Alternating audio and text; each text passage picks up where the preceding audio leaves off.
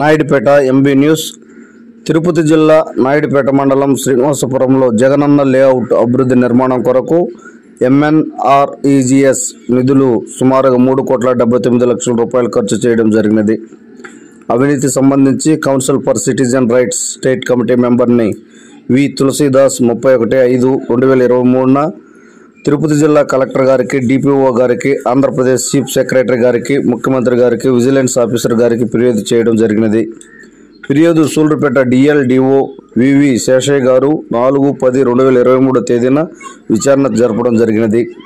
ఈ విచారణల ప్రకారం తప్పు చేసిన అధికారులపై ఎటువంటి చర్యలు తీసుకోలేదు.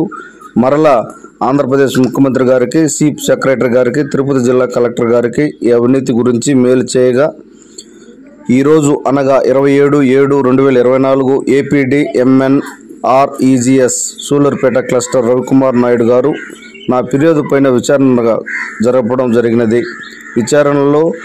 విచారణ జరుగుతున్న తప్పు కార్యాచరణ జరగడం లేదు. దీనిపై ఇది రెండవసారి విచారణ చేయడం జరిగిందని, 14 నెలలు గడిచినప్పటికీ అవినీతి చేసిన అధికారులపై ఎటువంటి చర్యలు తీసుకోలేదని ఈరోజు విచారణలో పాల్గొన్న council for citizen rights Andhra Pradesh రాష్ట్ర కమిటీ సభ్యులు పి తులసీదాస్, అలాగే సభ్యులు పెంచలయ్య, దిలీప్, మునిరాజా తదితరులు విచారణకు హాజరవడం జరిగినది.